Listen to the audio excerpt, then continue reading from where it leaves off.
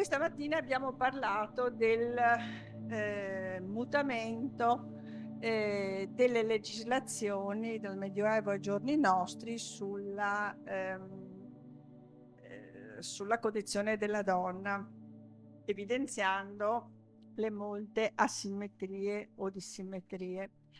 In questa seconda parte parliamo di agency, cioè quello che sono riuscite a fare le donne nonostante l'assenza di leggi oppure la presenza di leggi a loro sfavorevole, inserendosi, come abbiamo detto oggi, negli interstizi per far valere i loro diritti. Iniziamo da Alessandra Schiavon. Alessandra Schiavon dal 1980 al 2021 ha lavorato all'Archivio di Stato di Venezia, dove ha insegnato diplomatica medievale e moderna alla scuola archivistica, paleografica e diplomatica. Si è occupata di storia e diritti delle donne a Venezia nel periodo medievale, di storia degli archivi e degli insediamenti religiosi. Ci parlerà di una storia molto interessante e anche molto attuale, vista l'anniversario che cade quest'anno, e ci parlerà di un'eredità contesa, in particolare la figlia di Marco Polo che va davanti ai giudici. All'inizio di questa storia c'è un padre facoltoso, forse appartenente al patriziato, la cui vita negli anni di formazione dei rampolli della classe dirigente veneziana si è svolta altrove, e questa lunga lontananza l'ha quindi tagliato fuori dall'attività politica cittadina. Vive nella parrocchia di San Giovanni Grisostomo, nelle grandi case che già erano del padre e dello zio, con la moglie Donata Badoer e 3 figlie, Fantina, Belella e Moretta. In punto di morte detta al notaio le sue ultime volontà, a ridosso della sua dipartita, da collocare in un giorno che, a fronte di 2 testimonianze discordanti, va identificato con l'8 o 9 gennaio 1324. A partire dal testamento, è qui con noi Tiziana Plebani, che ne ha curato con altri autori l'edizione critica recente, e testamento che si conserva alla Biblioteca Nazionale Marciana, la scena si popola e balzano in primo piano, oltre alle figlie istituite eredi universali, i loro mariti, i rispettivi figli e figlie, e via via i nipoti. E a questo punto la storia si complica, comincia a registrare fratture e dissonanze, a riempirsi di mala verba et litigationes, di voci, alterchi e contrapposizioni frontali. E all'interno della grande casa in San Giovanni Grisostomo emerge la realtà di una unione non felice, una delle tante, peraltro, di cui sono testimonianza le carte giudiziarie, ieri come oggi. Una storia che andrà avanti per oltre 40 anni, fino a quando la protagonista, perché c'è naturalmente una protagonista, raggiunge l'obiettivo e ottiene finalmente giustizia. Siamo dunque a Venezia, il padre facoltoso è Marco Polo e la protagonista è una delle 3 figlie, presumibilmente la maggiore, Fantina. Al suo fianco, per alcuni decenni, ma i documenti spesso usano la preposizione contra, il marito, Marco Bragadin, e poi ci sono i figli, ben 6, che comunque la coppia mise al mondo, e a latere, ma forse non troppo, 3 schiave di Candia e altrettanti figli naturali. E naturalmente, in questo grande crogiolo, una fitta schiera di avvocati, giudici, alte cariche dello Stato, cancellieri e notai, che fanno da corollario all'intera vicenda. Allora ripartiamo da lei, ripartiamo da Fantina, o meglio,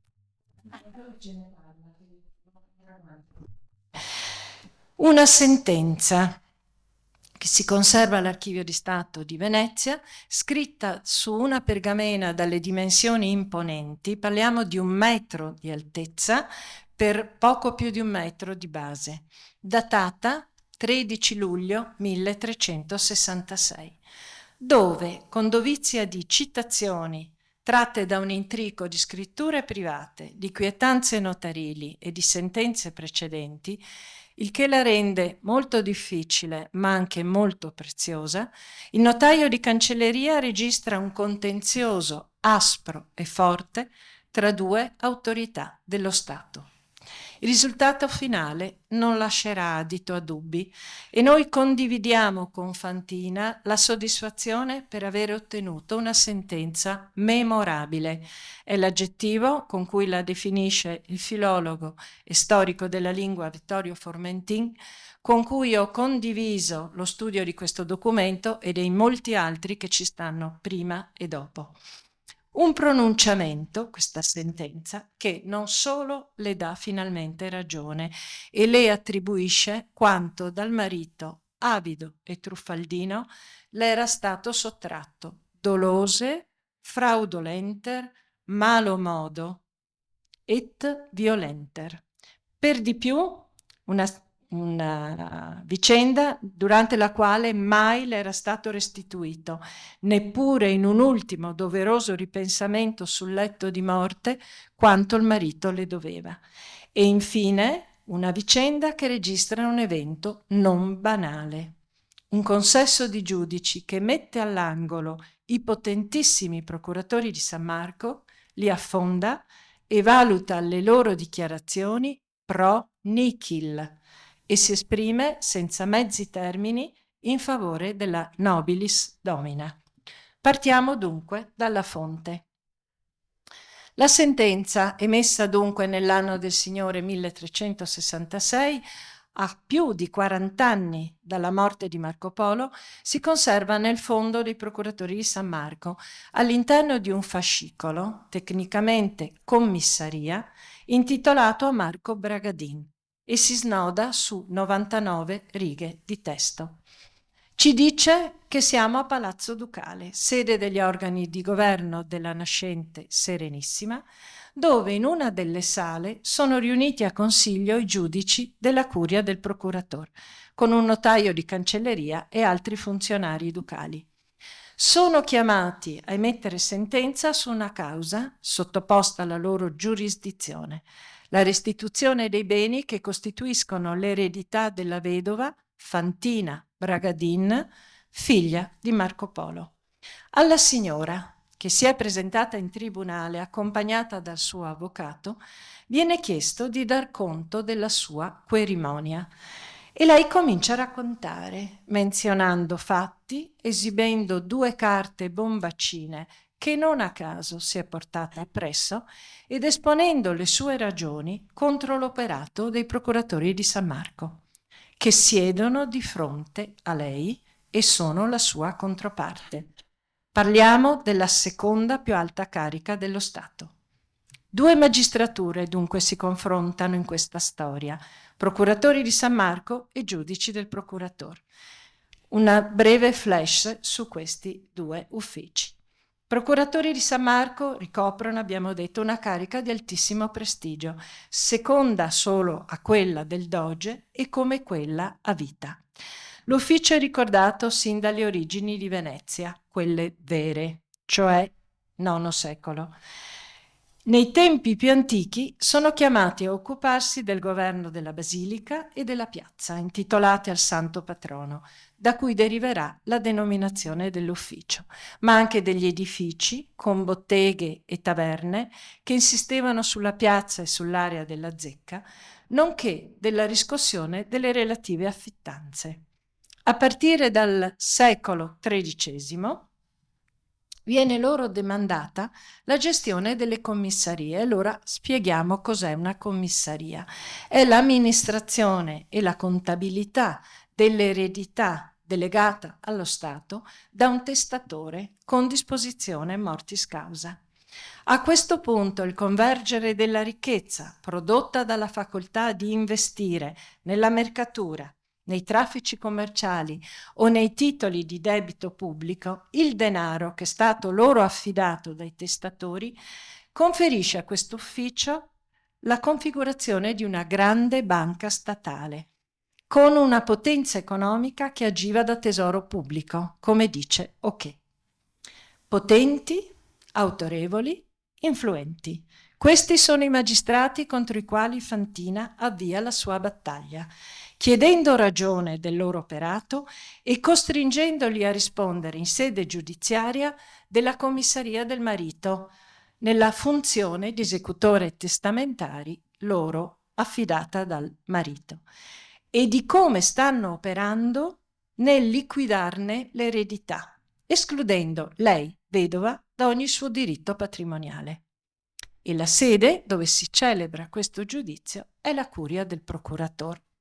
I giudici del procuratore sono istituiti verso la metà del secolo XIII con il compito di valutare tutte ed ogni causa vertente tra i procuratori di San Marco, loro soci e incaricati, in rapporto ad ogni e qualsiasi persona, ogni controversia sia interna che esterna. Così leggiamo al punto 7 del loro capitolare. Avrò cura e attenzione di ascoltare, analizzare e definire ogni persona, in lite coi procuratori, in tema di commissarie e di esecuzioni testamentarie. Poi ci sono molti altri compiti. E di procedere nei loro confronti secondo il dettato degli statuti, qualora gli statuti ne parlino. Qualora gli statuti tacciano, ricorrerò alla consuetudine e se questa mancasse, giudicherò secondo coscienza, buona fede e senza inganno. In questa gerarchia delle fonti, qui sommariamente delineata, la legge scritta, la consuetudine e infine la coscienza o l'arbitrio, si individua una delle linee portanti della giustizia veneziana. Laddove lo strictum ius attingono a norme e criteri di giudizio che nella loro rigidità non sempre riuscivano a fornire risposte adeguate o soluzioni compatibili con le situazioni sottoposte alla valutazione dei giudici, la giustizia o l'arbitrium o la conscienza consentono invece ai magistrati di muoversi nell'ampio spazio equitativo lasciato loro aperto da queste ultime. 3 punti velocissimi, ovvero Marco Polo, la cui vita è trascorsa in mezzo a uomini che con lui hanno condiviso avventure e esperienze anche perigliose, si ritrova con 3 figlie femmine. Aveva a disposizione molte soluzioni, ovvero di affidare l'amministrazione della sua eredità ai maschi, pure presenti nella sua famiglia, nei rami collaterali o i nipoti, a persone di fiducia o appunto anche ai procuratori di San Marco. No, non fa questa scelta e anche se tra gli oggetti che costituiscono l'eredità ci sono sede da cavallo o redini da cavallo, la tavola d'oro grande del comandamento che stiamo vedendo qui in alcune miniature, o molti altri beni come schiavi e schiave, o anche il rabarbaro, il legno aloe e il muschio, il testamento parla chiaro. Le mie eredi saranno le mie 3 figlie. Guardiamo anche a un contesto un po' speciale, che è quello veneziano. L'ordinamento veneziano garantiva ai soggetti femminili in generale una non limitata facoltà di disposizione dei propri beni e la possibilità di compiere ogni atto della vita giuridica. Chi lavora o ha lavorato nell'Archivio di Stato di Venezia lo sa, le donne possono essere nominate commissarie nei testamenti dei loro mariti, possono comprare, possono amministrare il patrimonio dei mariti o dei figli lontani e possono anche essere destinatarie di provvedimenti, ne abbiamo parlato stamattina, relative alla tutela degli orfani, con funzioni conferite dai giudici attraverso apposite carte tutorie. E non sono solo norme, gli esempi sono tantissimi, ma non c'è il tempo di elencarli. Adesso torniamo alla sentenza con una domanda. Lui chi è? Marco Bragadin, che finora conosciamo solo attraverso le parole non benevole della sua sposa, appartiene ad una casata patrizia di antico lignaggio, una delle principali alla metà del Trecento, che, come ricorda Choinaki, risultano tra le più presenti e attive nel Consiglio ducale. Il matrimonio gli assicura la disponibilità di una grande fortuna che Fantina ha ereditato dal padre. Beni però dei quali, anche quando affidati in amministrazione al marito, lei continuò a considerarsi comunque unica e legittima proprietaria. Allo stesso modo i suoi denari, anche se investiti dal coniuge per affari proprio di famiglia, erano e restavano sempre e comunque prestiti da restituire. Così, da accorta figlia e moglie di mercante, fa firmare al marito tutta una serie di carte securitatis che di fatto inchiodavano Marco per legem alla propria responsabilità, cioè alla restituzione. Arriviamo dunque al giorno fatale, arriviamo al momento in cui Marco Bragadin, che è da 5 anni ormai partito, è andato a Candia e qui appunto si circonda di schiave e produce altri figli, muore nel luglio 1360, dopo aver fatto testamento, della cui esecuzione incarica appunto i procuratori di San Marco, che attraverso il duca di Candia e vari funzionali candioti veneziani danno così avvio alla sua commissaria, ovvero sia fanno l'elenco, l'inventario dei suoi beni, cominciano a venderli e a restituire, a affidare i soldi in base alle disposizioni. Naturalmente nel testamento trova modo di ricordare tutti e tutto, figlie e figli, legittimi e naturali, le 3 schiave, il medico, il notaio, mercanti e creditori, artigiani e barcaroli, chiese, conventi e confraternite dell'orbe terraqueo, da Venezia a Candia, famule, famuli e serviciales, fino agli operai incaricati di costruirgli la tomba a Candia. Tutti tranne la moglie, rimasta a Venezia, che parte, lancia in resta e dà il via a tutte quelle azioni legali che la legge le consente. Come prima cosa chiede il sequestro preventivo dei beni del marito che sono rimasti a Candia e lo ottiene, c'è scritto su uno registri di amministrazione. E a partire dall'anno successivo, 1561, i giudici delle corti di palazzo sono investiti da un turbine di ricorsi e istanze. Dal 1361 al 1366 sono 7 ad opera di Fantina. Corro il giorno della vittoria. 13 luglio 1366. Scusate, ma c'è un'empatia profonda con questa donna che evidentemente non nascondo.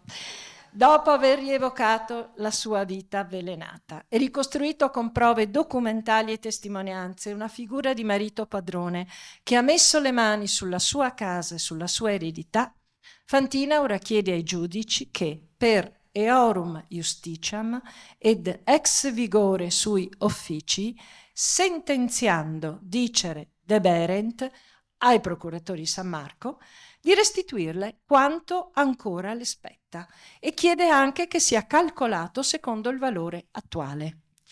La parola passa ai procuratori che concionano e non convincono. Le loro controdeduzioni vengono respinte. Vi ho letto prima, sono considerate pro nihil e sono invece pienamente accolti i fatti narrati da Fantina, che a giudizio della corte Fantina perfecte probavit. È una donna che conosce il valore della documentazione scritta e i suoi diritti. Giustizia è fatta. Fantina scompare, saranno stati contenti i vari giudici, dal 1366 dalla commissaria, mentre i procuratori andranno avanti fino al 1400 ad amministrare e a far avere ai eredi e legatari i soldi valutati dal loro commissus, cioè da Marco Bragadin. Per la nostra curiosità, vi rubo un minuto. Quello che la protagonista di questa storia effettivamente riuscì a recuperare dopo tante vicende, i conti li ha fatti il mio compagno di avventura Vittorio Formentin, non sfigurerebbe come posta di un bilancio dello Stato. I procuratori le restituiscono dai beni del marito la bellezza di 5.090 ducati d'oro. Cosa sono? Noi non lo sappiamo, son tanto, son poco, ma Formentina ha fatto un conto basandosi su alcuni testi come quello di Luzzatto, di Miller e di Anna Pizzati e di Formentin stesso. Molto rapidamente, nel 1343 una donna di servizio riceveva un salario di 3 ducati l'anno. Lei ne ricava 5.090. Nel 1344 la retribuzione di un maestro di scuola privato era di 4 ducati. Alla metà del secolo l'assegno di mantenimento per vedove e mogli separate è fissato dai giudici intorno ai 20 ducati annui. Per l'affitto di un'abitazione in piazza San Marco si pagavano 100 ducati l'anno e il fabbisogno di una famiglia patrizia agiata ammontava a 200 ducati l'anno. Rispetto a queste cifre, la somma recuperata da Fantina è più vicina ai 7.000 ducati spesi tra il 1425 e il 1432 per la costruzione dell'Acca d'Oro. Grazie.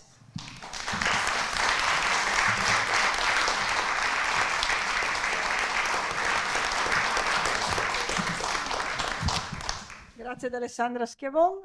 Ci saranno delle pause di lettura che sono consegnate all'attrice regista Sandra Mangini, che ringrazio. Dichiarazione con cui Marco Bragadin si impegna a restituire a Fantina Polo, sua moglie, la somma complessiva di 1.340 ducati che le doveva e si era sempre rifiutato di pagare. Venezia, 15 gennaio 1340. Nel nome di Dio, nell'anno del Signore 1339, mese di gennaio, 15° giorno, rialto.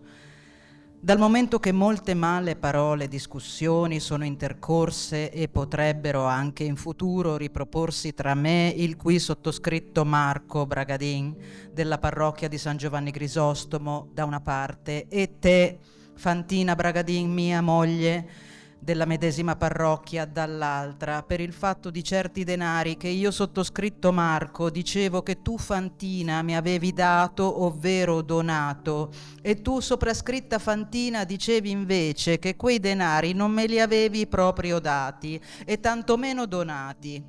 Arrivati a questo punto, volendo io, sottoscritto Marco Bragadin, porre fine a queste discussioni e litigi e fare pace per sempre con te, cosa che siamo tenuti a fare e che dobbiamo anche fare per volontà di Dio e per dovere di fronte alla legge e come debito delle nostre anime, ti ho convinto a concordare questo documento, in virtù del quale io sottoscritto Marco della suddetta parrocchia, anche a nome dei miei eredi, rilascio a te soprascritta Fantina Bragadin, mia moglie, e ai tuoi successori piena e irrevocabile garanzia riguardo a tutti i soldi che io dicevo tu mi avevi dato, donato in qualche modo, così che in merito a questi stessi soldi tu possa pienamente esercitare nei miei confronti ogni tuo diritto, avvalendomi io a mia volta su questi stessi soldi di ogni e qualsivoglia mia facoltà, in modo tale che nulla ancora tu possa più chiedermi di più o costringermi a fare per un qualsivoglia motivo o modo, fatti salvi i tuoi diritti e le tue ragioni contro di me, in merito alla somma di complessivi 1.340 ducati come attestato in una carta notarile, e allo stesso modo per ogni denaro, investimento, mutuo e bene mobile che tu già possedevi o hai acquisito a nome e titolo di patrimonio ereditato da padre e madre o a titolo di matrimonio e che dunque ti spetti. Grazie.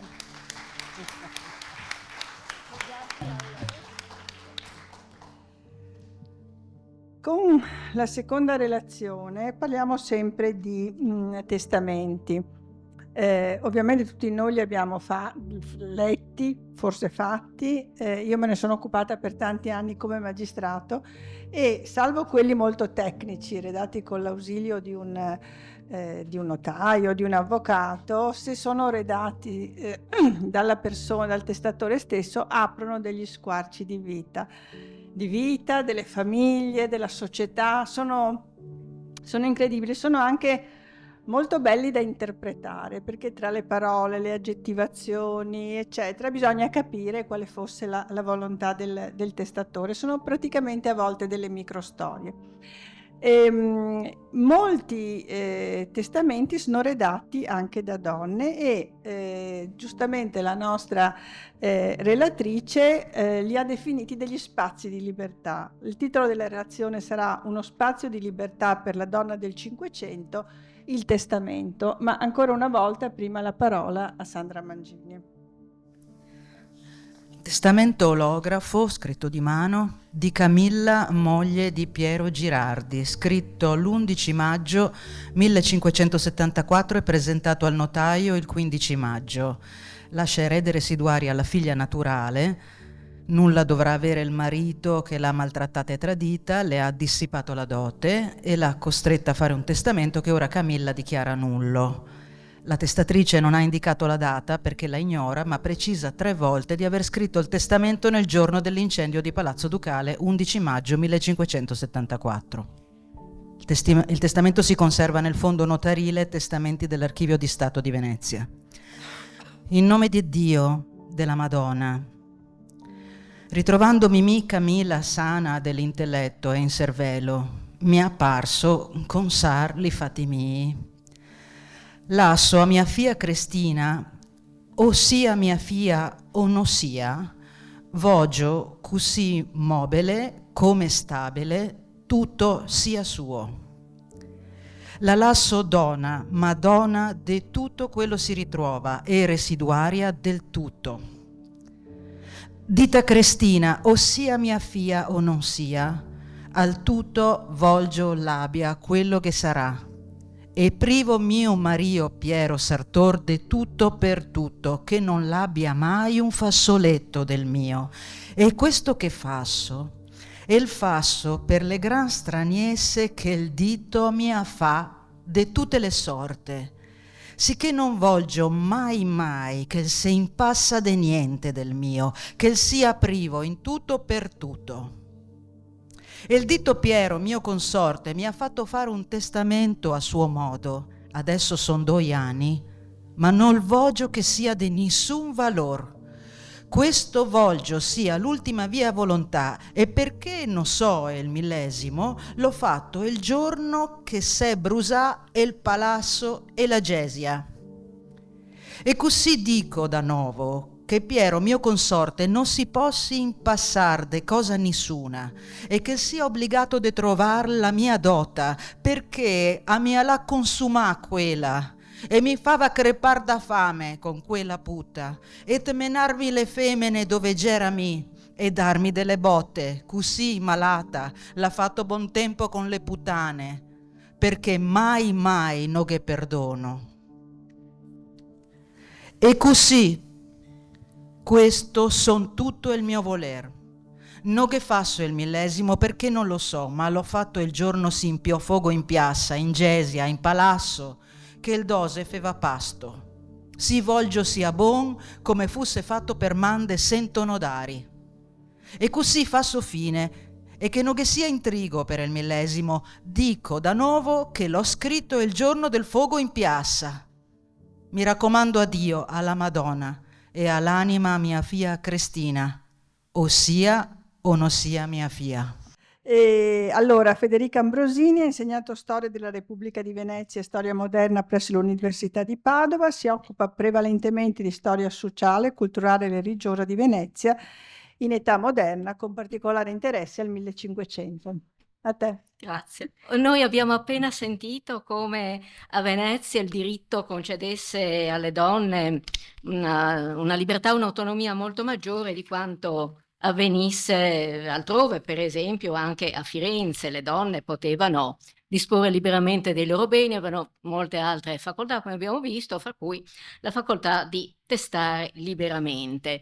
È una libertà di cui le donne approfittavano ampiamente, infatti non esitavano a modificare le loro volontà in relazione ai cambiamenti che avvenivano nella loro vita. Abbiamo spesso numerosi testamenti di una stessa donna e sono una fonte preziosissima i testamenti per ricostruire una biografia maschile anche, ma più ancora femminile. Per le donne abbiamo in genere meno dati a disposizione che per ricostruire biografie maschili. Siamo inoltre in un'epoca nella quale mancano, ci sono pervenuti in misura estremamente limitata, parlo dei secoli, l'età medievale, ma anche l'età moderna, non sono pervenuti praticamente documenti privati come diari o epistolari, soprattutto fino al XVIII secolo. Quindi il testamento è una fonte veramente preziosa. Abbiamo sentito, ci sono degli squarci di vita, ci sono delle biografie in molti testamenti. L'immagine che possiamo farci della donna veneziana sulla scorta dei testamenti è un'immagine, direi, ambivalente. Una donna da un lato, e questo vale anche per le donne ricche altolocate, una donna fragile e inquieta, dolorosamente consapevole di trovarsi in una condizione sotto molti aspetti vulnerabile, continuamente esposta a rischi e minacce di varia natura, la gravidanza e il parto in primo luogo, ma anche non meno temibili le insidie provenienti da persone a lei vicine. Al tempo stesso questa veneziana appare una donna assertiva, tenace, decisa a difendere i propri diritti e i diritti delle persone a lei più care. Abbiamo sentito adesso il testamento di questa Camilla, che no, così forse va meglio, sì, che è una donna evidentemente molto ferita e furibonda, scarsamente letterata, però è molto decisa a difendere i propri diritti e i diritti di questa figlia, una figlia naturale, per la quale usa la formula che usavano in genere gli uomini, parlando di un figlio o di una figlia naturale, sia o non sia mio figlio, mia figlia. E le donne però usavano anche loro questa formula. E ecco, il testamento di Camilla Girardi ci mostra anche che non mancavano a Venezia le donne in grado di stendere di propria mano le loro volontà, quindi un testamento olografo. E non erano casi rari questi testamenti, sebbene i testamenti cinquecenteschi conservati presso l'Archivio di Stato di Venezia siano per lo più testamenti non cupativi, dettati cioè al notaio. E gli olografi femminili possono riservarci qualche sorpresa. Appunto, il caso di Camilla era una donna di modesta condizione sociale, però era in grado di scrivere. Per contro, poteva accadere che donne di elevata condizione dettassero il loro testamento dicendo di non saper scrivere, ma questa asserita ignoranza poteva anche semplicemente essere timore di commettere qualche errore che invalidasse il testamento, che creasse difficoltà. La grafia di una donna in genere è riconoscibile al primo sguardo, appunto anche il caso di Camillo è una grafia molto stentata, ortografia e sintassi scorrette e approssimative, ma capita anche di imbattersi in olografi femminili che rivelano una notevole padronanza della scrittura. Quando ritengono opportuno scrivere di propria mano il testamento, le donne a volte affermano di non avere un notaio a disposizione, ma il più delle volte ne fanno una questione di privacy e di autonomia, dicono di non fidarsi troppo dei notai, hanno paura delle loro incomprensibili formule in latino. Dal 1532 i notai erano obbligati a redigere i testamenti in volgare, ma c'era sempre qualche formula, qualche clausola latina. O hanno paura che su un testamento in qualche modo possano esercitare la loro influenza, anche se è dettato, proprio perché è dettato un notaio, sul notaio possono influire il marito, il padre, i fratelli, insomma i parenti di sesso maschile. Molte donne però scrivono di propria mano le loro volontà, non danno nessuna giustificazione per questa scelta, al massimo dicono di non voler far sapere a nessuno i fatti propri. E ecco, in qualsiasi forma venissero redatte queste ultime disposizioni, era l'intento delle testatrici di compiere questo atto in piena libertà. Libertà di scegliere, di agire, appunto, questa agency femminile, intervenire sulla realtà circostante, in primo luogo beneficando le persone che erano loro più vicine, soprattutto donne. A volte un'eredità femminile poteva cambiare il destino di un'altra donna, salvandola dalla monacazione, per esempio. Poi ci sono testatrici che vogliono legare la propria memoria a opere d'arte, interventi architettonici nelle chiese dove avranno sepoltura. Altre signore si fanno promotrici di istituzioni religiose o assistenziali. Per esempio, nel 1569 c'è una signora di nome Nicolosa Paleologa che destina ospizio per vedove sole le 14 case di cui è proprietaria e dispone che venga altresì acquistato un terreno dove erigere una chiesetta. Ha scritto il suo testamento con elegante grafia e vuole che adesso si presti intera fede, più che per notari e testimoni. Ecco una dichiarazione simile a quella di Camilla Girardi che dice: il mio testamento dovrà valere più che fosse fatto per man de 100 notari. Sono frequenti queste ingiunzioni, potremmo dire, nei testamenti, e questo tono perentorio però evidentemente dettato dal timore forse giustificato che hanno le testatrici, che queste loro volontà possano non venire rispettate, non venire eseguite alla lettera. La donna era sempre consapevole che la sua libertà era a rischio, rischi in vita ma anche post mortem. E per questo il testamento possiamo considerarlo un'arma difensiva o anche offensiva nel senso di strumento di giustizia retributiva. E in questa giornata dedicata al tema donna e giustizia credo che sia particolarmente interessante considerare il testamento usato in questo modo. Dunque, testamento come arma difensiva. Alcuni testamenti sono scritti a titolo precauzionale in previsione di possibili o probabili future coercizioni da parte del marito o di altri parenti, coercizioni che potevano avvenire mediante blandizie, suppliche, ma anche mediante la forza. Molto spesso alcune testatrici scrivono: solo questo mio testamento deve essere valido, se ci sarà un altro testamento non lo avrò fatto liberamente, il farò per timore del mio marito. Sebbene nel 1474 il Maggior Consiglio avesse dichiarato invalido un testamento scritto o dettato dalla donna in presenza del marito, ma il marito aveva sempre modo evidentemente di intervenire e opportuno dunque non va. Sì. Sì. Prendere precauzioni anche prima del matrimonio. 1595 fa testamento alla giovane nobildonna Cecilia Dolfin. È fidanzata, dice di essere molto grata al fratello Marco del sacrificio economico che affronta per accasarla con un gentiluomo delle migliori e più onorati che siano ora in questa nostra città e vuole pertanto ricompensare il fratello nominandolo suo erede. Appunto a questo scopo vuole testare quando ancora si trova nella propria casa, ora che mi ritrovo in libertà. Dice: e sapendo anche che puono occorrere certi accidenti a noi donne quando ci ritroviamo sottoposte ai mariti. Dice di voler testare di mia libera volontà e non suggerita da alcuno, come suole intravenir quando sei in casa di altri, ma solamente mossa dalla mia propria coscienza. Per maggior sicurezza Cecilia dispone che nessun altro suo futuro testamento possa essere valido se non conterrà il testo intero del Veni Creator Spiritus. E adotta dunque una misura precauzionale che nella seconda metà del Cinquecento è molto comune. Fra le donne molto rari invece i testatori maschi che ricorrono a questo stratagemma, cioè includere nel testamento dei versetti, quasi sempre formule liturgiche o versetti biblici o versetti di salmi soprattutto. A volte con riferimenti alle vicende personali della testatrice riportati sempre in latino, spesso un latino approssimativo. Questa che chiamerò password però non sempre garantiva la testatrice.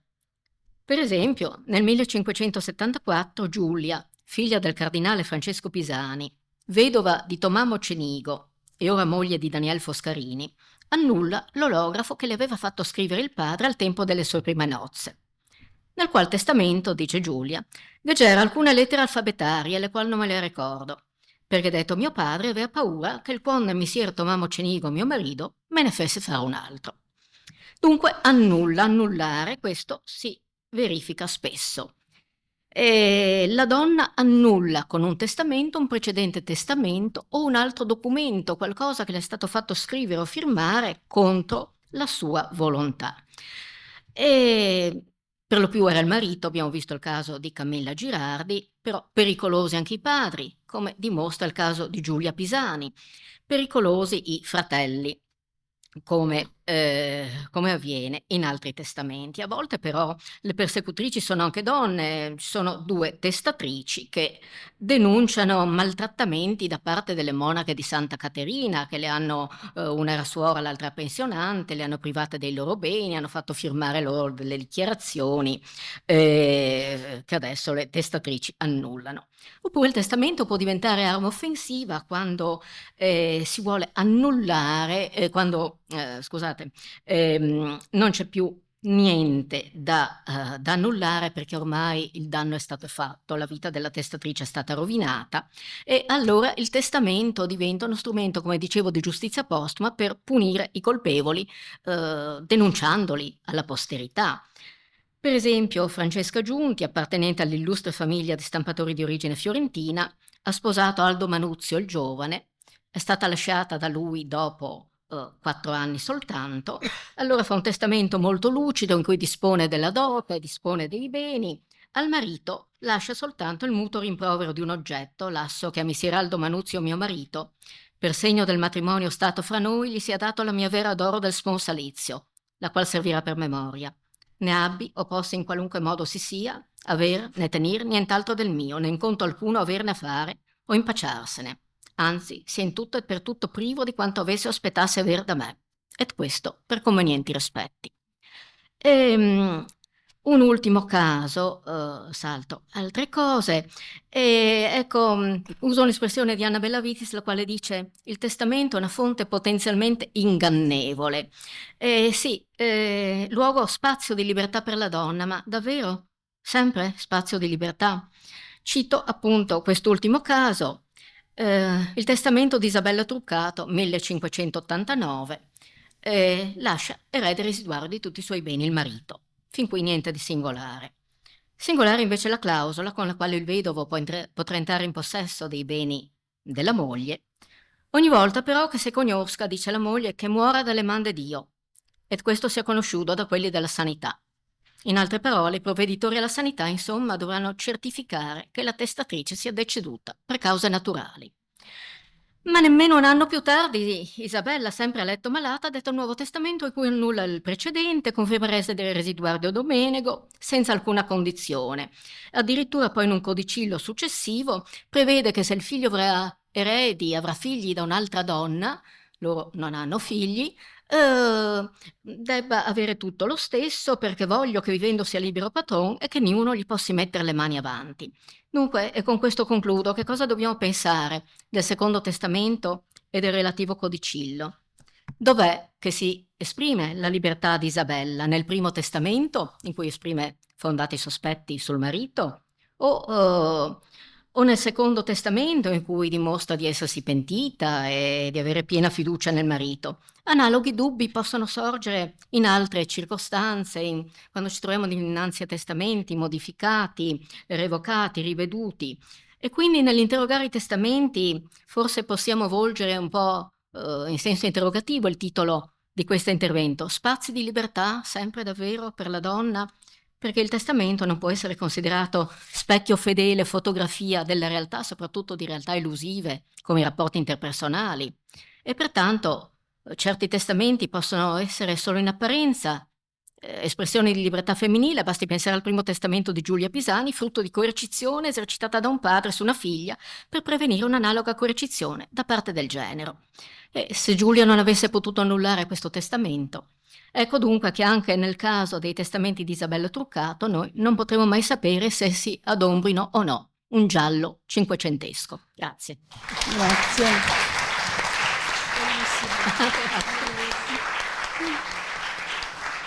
Le donne del 1500, ce ne parlerà Anna Bellavitis, che insegna storia moderna all'Università di Rouen, dove dirige l'École doctorale Normandie Humanité, Socia fondatrice della Società Italiana delle Storiche, si occupa di storia sociale, del lavoro, della famiglia e delle donne, in particolare in ambito veneziano. Il titolo della relazione è Donne in tribunale nel 1500, doti, separazioni, violenze. Grazie mille. Allora, sì, dunque, allora, il PowerPoint presenta, ho messo i nomi delle magistrature, non ci sono documenti come nel bellissimo PowerPoint di Alessandra. Allora, il 17 marzo 1570, Cassandra, figlia del rispettabile cittadino veneziano Nadalin de David, mercante, e vedova dell'eccellente dottore in medicina Juan Battista dal Legname, cittadino padovano, presenta alla Vogaria di Comune il suo contratto di matrimonio, stipulato il 29 dicembre 1558 a Venezia. In quanto vedova, Cassandra ha il diritto di richiedere ai giudici del proprio, una delle corti di palazzo, la restituzione della dote che il padre aveva promesso al marito e che questi aveva gestito durante la durata del matrimonio, impegnando tutti i suoi beni in vista di un'eventuale restituzione.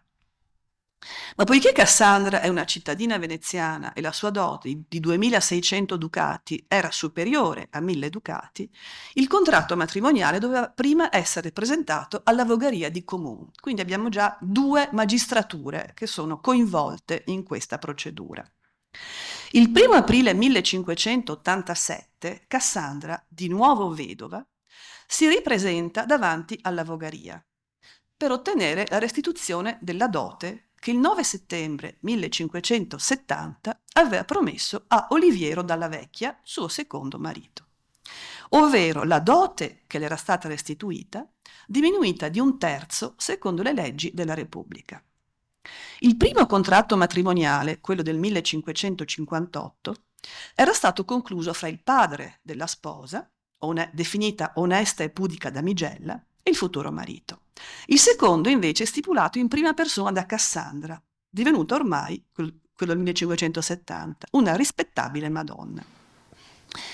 Da vedova Cassandra può agire in prima persona, ma non è nemmeno capace di apporre la propria firma. Al suo posto e in suo nome firma un certo Domenico De Luca, testimone del contratto.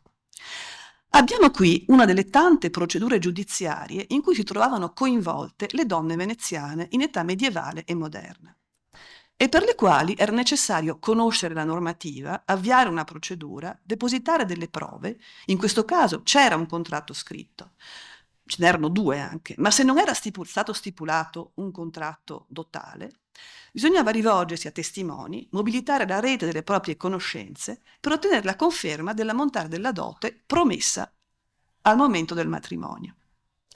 Non fu però l'unica procedura alla quale dovette sottoporsi Cassandra, poiché dal contratto matrimoniale stipulato con Oliviero Dalla Vecchia, cioè il secondo contratto, il secondo matrimonio, lei risulta tutrice dei 4 figli avuti dal primo matrimonio. Ne abbiamo visto questa mattina la questione della tutela.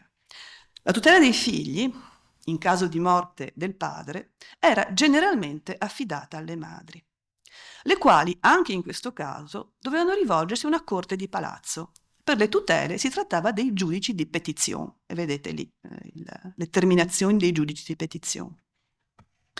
Il secondo contratto matrimoniale, quello con Oliviero Dalla Vecchia, prevedeva che marito e moglie si accordassero per le spese di tutela, e che se Cassandra non fosse stata soddisfatta della gestione di Oliviero, avrebbe potuto decidere liberamente come investire i beni che i figli avevano ereditato dal padre.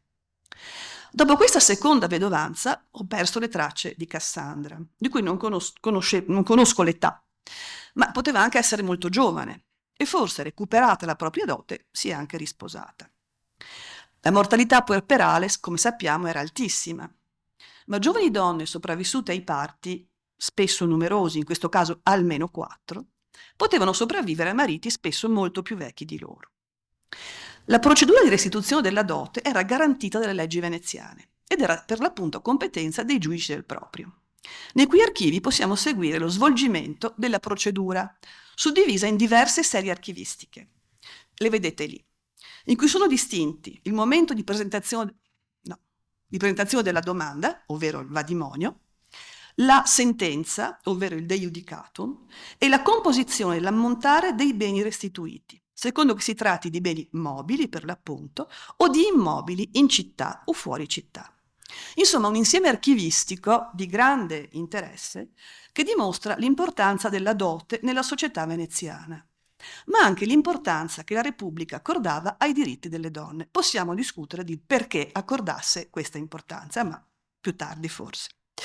Le doti sono generalmente composte di beni mobili, denaro e corredo, ma sono spesso restituite in beni immobili, il che permette alle vedove di avere un tetto, almeno quello. Come nel caso della vedova di un marangon dell'Arsenale, cioè di un falegname dell'Arsenale, che l'11 gennaio 1592 riceve in pagamento della dote la casa in cui vive, ovvero una casa da stazio di 2 piani con scala in legno, portico, camere, cantina, soffitta, che è valutata 565 ducati. In molti casi di matrimoni di artigiani e gente del popolo non c'è un contratto dotale scritto e quindi il valore della dote deve essere ricostruito attraverso testimonianze. È uno dei molti casi in cui le donne veneziane sono ascoltate come testimoni dai giudici. Non è per niente scontato che le donne possano essere chiamate a testimoniare. E alcune leggi veneziane, tra l'altro alcune leggi che riguardano anche la restituzione della dote, stabiliscono, le vedremo dopo, che per un testimone di sesso maschile ne occorrono 2 di sesso femminile, o in altri casi per 2 testimoni di sesso maschile 3 di sesso femminile, a riprova del fatto che la parola delle donne in tribunale valeva meno di quella degli uomini. Qui abbiamo i 2 nomi che vedete lì del 1553, 2 casi in cui il valore della dote non è stato provato da un contratto dotale, ma dalle testimonianze di altre donne. 4 agosto 1553, a proposito della dote di Faustina, vedova di Domenico de Alberi, una vicina dichiara: «Non so il valore della dote, ma tutti dicevano che aveva una bella dote e bellissimi vestiti. Un vestito di seta scarlatta con maniche rosa di taffetà e tanti altri». E un'altra dice: «Quando si è sposata ero dalla mia madrina, ma al mio ritorno sono andata a stare da lei per imparare a tessere e ho visto tutte le cose meravigliose che aveva avuto in dote.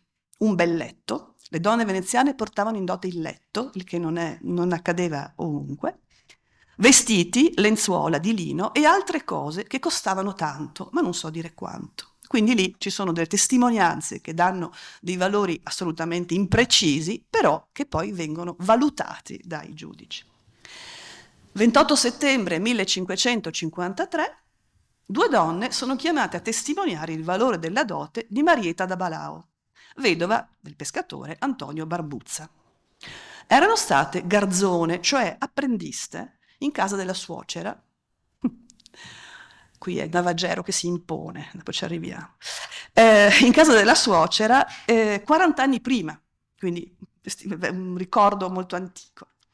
E danno una lista degli oggetti contenuti nel corredo di Marietta, fra i quali spicca una cintura d'argento, che dicono era di moda all'epoca. Quasi certissimamente direi una cintura non di argento massiccio, ma di seta e fili d'argento e oro. Si è parlato della tutela dei figli. Anche in questo caso, qualcosa che a noi può sembrare scontato, non lo era del tutto. Infatti, alla morte della madre, non era necessario che il padre chiedesse la tutela, ovviamente, ma lo era nel caso di morte del padre, di simmetrie legislative. Ma se la tutela materna non è scontata, va detto che a Venezia, almeno in teoria, dico in teoria perché la legge lo dice ma non ho ancora trovato i documenti su questo, le madri potevano designare i tutori dei propri figli, che dovevano però essere approvati da un'altra magistratura, i giudici del mobile, che vi ho scritto lì, un'altra corte di palazzo. Sulla tutela dei minori potevano entrare in conflitto, alla morte del padre, le 2 famiglie. Generalmente i fratelli del padre da una parte e la madre dall'altra. Ma il diritto a Venezia, come altrove, considerava che la madre fosse la tutrice più indicata, anche se il diritto romano non sarebbe stato così semplice. E qui mi viene in mente il libro di Giulia Calvi sulla tutela a Firenze, che fa intendere che se i magistrati fiorentini davano la tutela, accordavano alle madri la tutela dei figli minori, era anche perché non potevano ereditare dai figli e pertanto non avrebbero avuto alcun interesse a farli fuori per ereditare. Non è che la legge dica proprio così, però si intuisce che c'è anche questo. Quindi anche in questo caso troviamo donne attive che esercitano la propria agency, per l'appunto, si presentano davanti ai giudici di petizione, vedete lì, per chiedere la tutela di figli minorenni. Un caso, la vedova di un tintore, che il 17 maggio 1591 chiede e ottiene la tutela dei propri figli, cito, per continuare a occuparsi della tintoria, commerciare, vendere, comperare e anche mandare la mercanzia in diverse parti del mondo per terra e per mare. Possiamo trovare donne di fronte ai giudici veneziani anche in altri contesti, ovvero per le questioni successorie, abbiamo visto del resto, per rivendicare un'eredità in assenza di testamento, per esempio, o se il testamento è esistito solo in forma orale. E anche in quei casi si tratta di mobilitare reti di relazione che sono prevalentemente femminili. Qui vediamo appunto la legge che dice che i testamenti per breviario, che sarebbero i testamenti orali, non l'assenza di testamento, ma il fatto che il testamento sia stato solo detto oralmente. Alcun testamento per breviario levar non si possi, se il defunto al tempo della infermità o di alcun altro rispetto che sia parso a lui non averà chiamato per questa ragione almeno 2 testimoni mascoli o per cada un masculo 2 femmine deliberatamente, cioè lì è proprio chiaro, le femmine valgono la metà. De ducati 100 in suso siano deliberatamente chiamati e pregati almeno 3 testimoni mascoli, ovvero 2 femmine per un maschio. Aiuto. Allora, qui abbiamo appunto testimonianze femminili e che possono essere sempre contestate maggiormente di quelle maschili.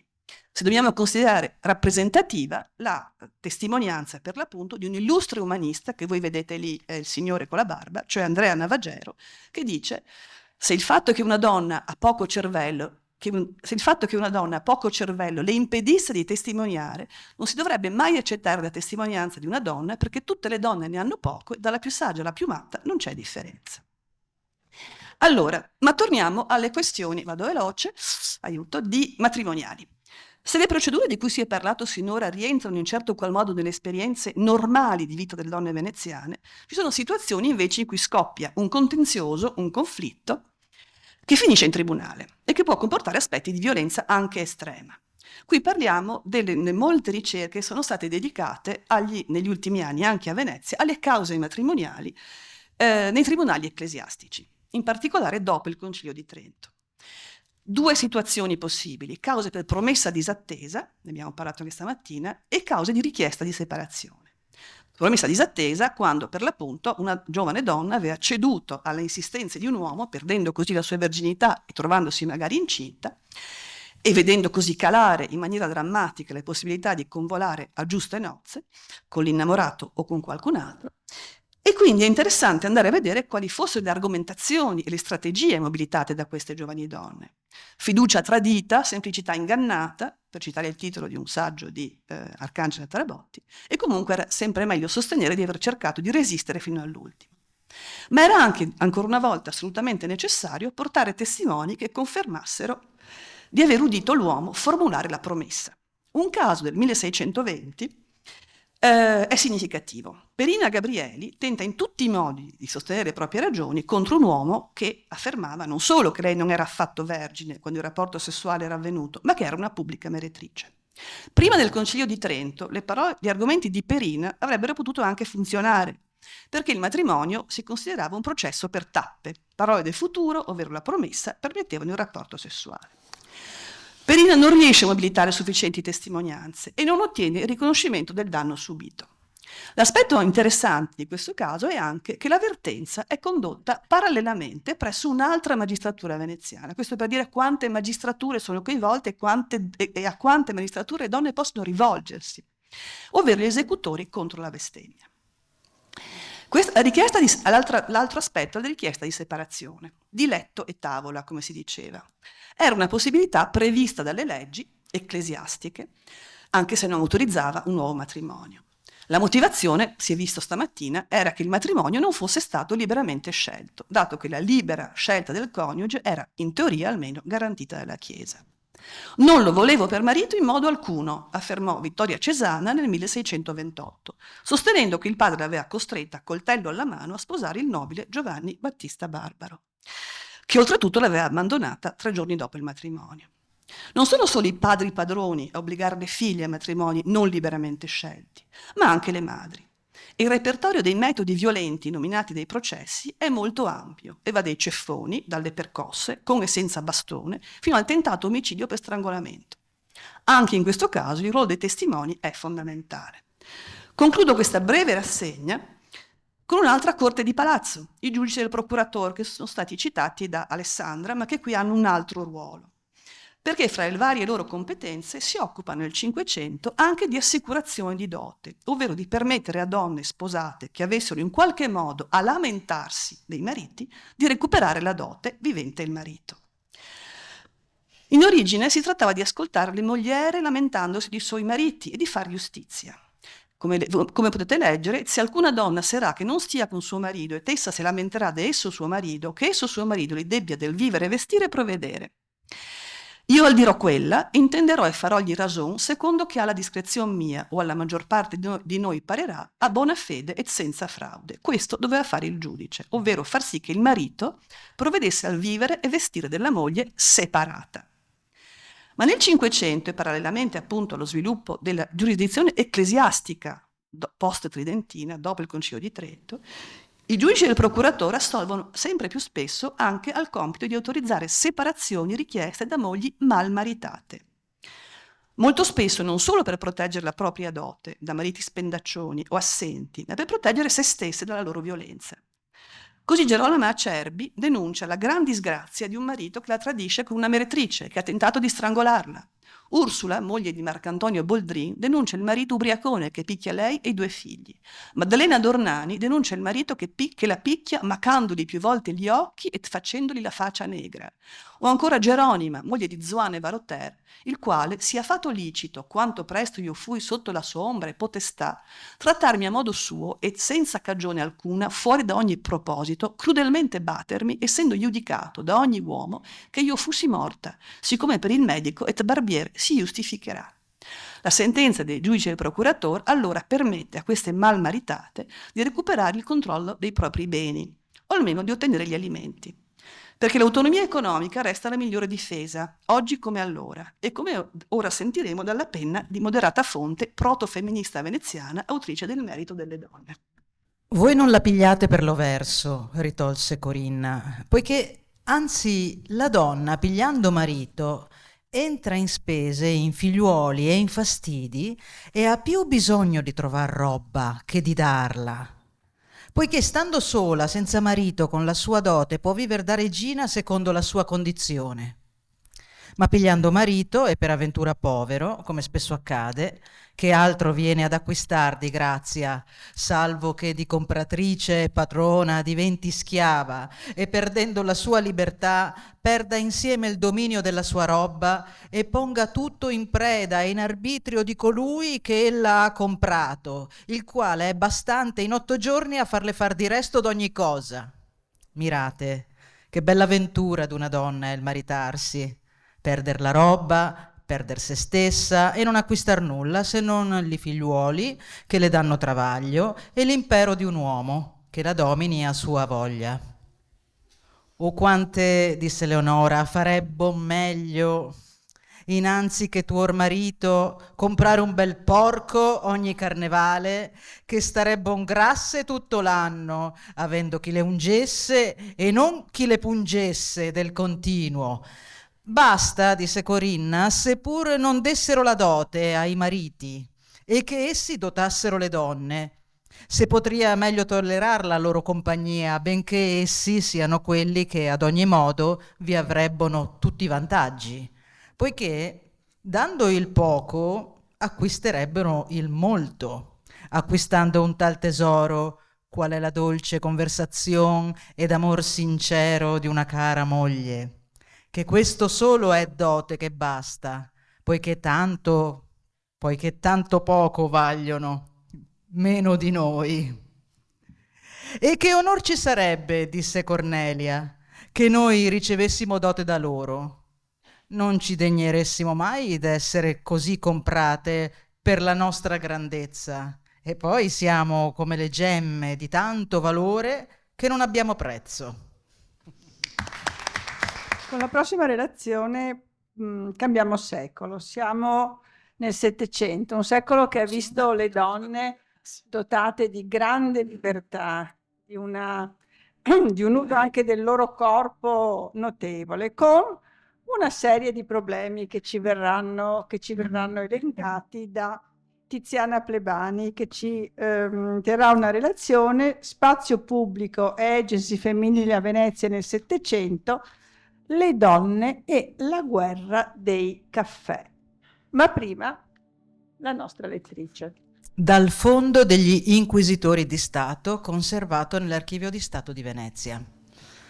La maturità di questo Consiglio prese nel 18 del passato dicembre la deliberazione di voler risolutamente che per gradi sia frenato il vivere troppo libero e licenzioso delle femmine nostre, cosa che sradica il buon costume, senza il quale divengono inutili e sprezzate anche le più importanti leggi d'una repubblica.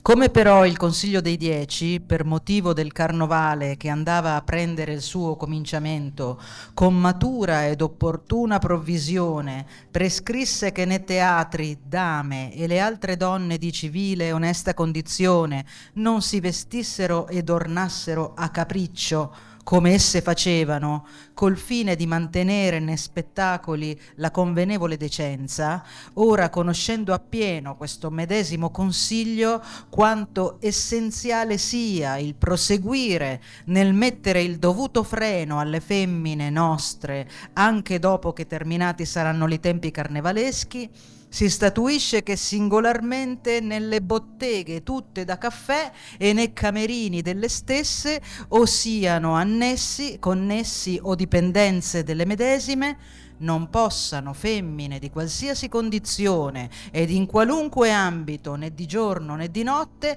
entrarvi, e si freni, come deve fare un saggio e prudente governo, una deambulazione notturna praticata perfino nelle ore avanzatissime della notte per tutte le pubbliche strade di questa dominante, non meno dalle femmine nostre, ma anche dagli uomini ancora.